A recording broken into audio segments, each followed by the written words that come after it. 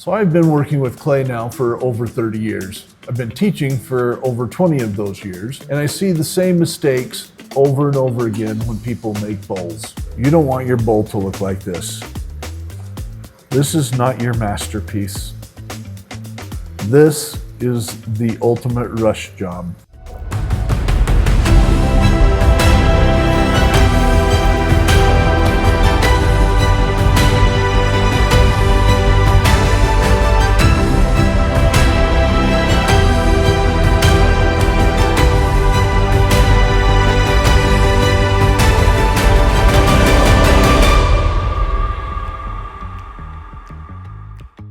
So I see the same 5 mistakes over and over and over again. I see those same 5 mistakes right at the beginning of the semester, right at the beginning when they start working with clay, and I see them right at the end of the semester when all the pressure is on.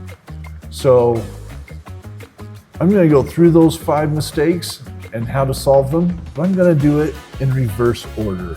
And the most interesting thing about this is that most of these bowl problems, these problems with the bowls, come not because the student is not skilled, but because they're rushing it. So they're rushing it. That's the biggest problem, is that they're rushing everything. They're trying to get it done faster. Does your bowl look like this? The first issue I want to show you, is that they pull the walls too fast. Again, they have all the skill of centering down. You got the skill of centering down. You can find that middle and you can open that middle up perfectly.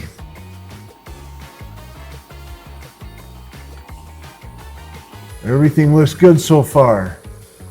When we get to the walls, and we get excited. And we start coming up too fast. So if I move my hands up it faster than it's spinning, let me explain it to you this way. This bowl right now, this wheel is spinning this fast. Okay? Even if I go faster, it's spinning this fast. All right?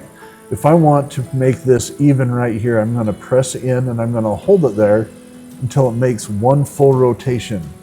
And then I'm going to move it on to the next spot and I'm going to hold it there until it makes one full rotation.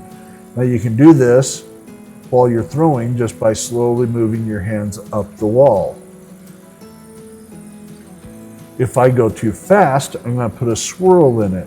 That swirl is going to create uneven walls. There's my first pull. You can see that swirl coming up right off the top. It starts right down here and comes right up it. Now this is pretty common. End up with bowls that go all the way through, collapsing on us.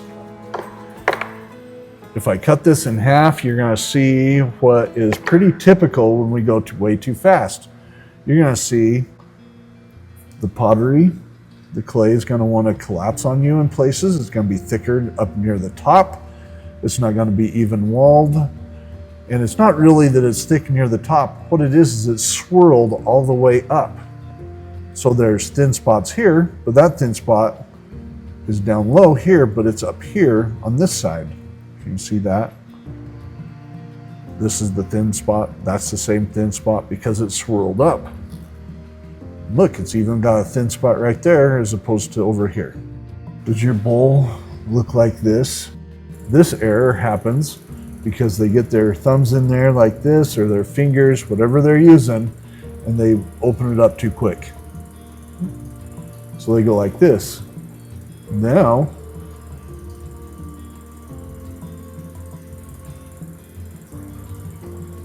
they've created a spiral. You see the spiral? And what it's doing is I have more clay over here than I have over here. And your fingers get stuck in that spiral.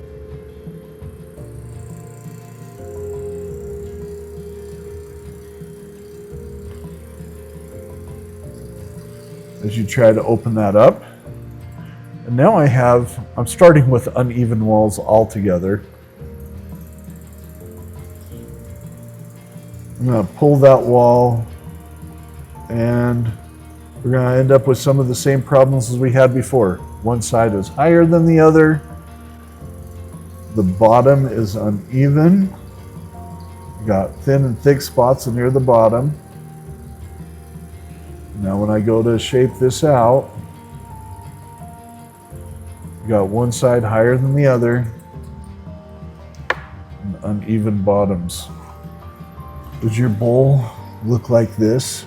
So our third mistake is this one. Once I have this all centered, so I've done my due diligence in centering, but I'm going to get excited when I put the hole in it. So finding the middle of this is really simple. I'm going to start out here and I'm going to put just a little dent until I find the very center, and then I can push down right there. See that? That's where the middle is. That's where I want to push down. Now, if I'm all in a big hurry, I'm going to push down very quickly. If I push down very quickly, I'm going to push off center a lot of times. So here we go. There we go. Pushed off center. I'm going to keep it off center because that's what my students do.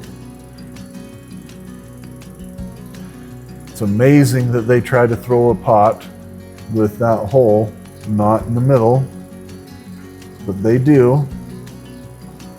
And then they try to open that up. And they feel like they've done something wonderful because they've opened it up correctly this time. See, that middle's nice. The problem is that I have more clay on one side than I do the other because I put the hole not in the middle. So what's going to happen, even if I compress this lip, which I just did, and even if I throw evenly,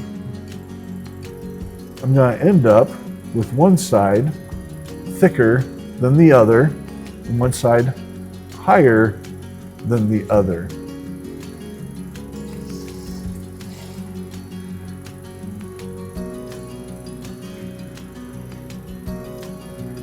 So there's my bowl.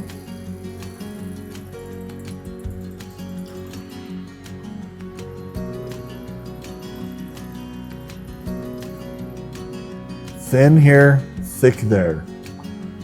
High here, low there. This is the problem. Does your bowl look like this? When beginners and students are in a hurry to create something wonderful like a bowl, they skip over some of the basics. This is one of those basics that they'll skip over. Beginners often end up with a great big mushroom top like this, where this whole top part can feel somewhat centered and smooth, but the rest of it is not. And the ones that have been on the wheel for a while, they usually end up doing something like this, where a majority of it is centered, but still leaving some of this down here, which will create some of the issues. If I go ahead and try to turn this into a bowl now, here's what's going to happen.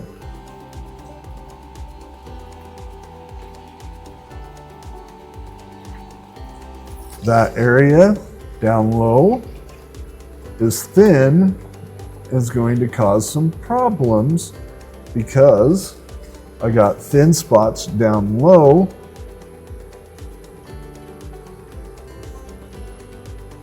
I'm going to show you what students usually do here. So the biggest problem is this. This leads to super thin problems down low and all sorts of problems later on. Let me get this dried up so you can see what's going on the inside. You see that? It's not looking too good. So the mushroom with constant even pressure often leads to a wall that is too thin right at the base area and then gets thicker. The solution, make sure when you're centering, you want it to go from the top here all the way down to the bat, all the way centered. You don't want it to be moving in your hands at all. You want it to be right dead center. Okay? The last problem I want to go over is this, is rushing the preparation of the clay. This clay that I have right here came out of a mixer. So this is clay that has been recycled. Now that mixer doesn't always have even amounts of moisture when I'm working with it.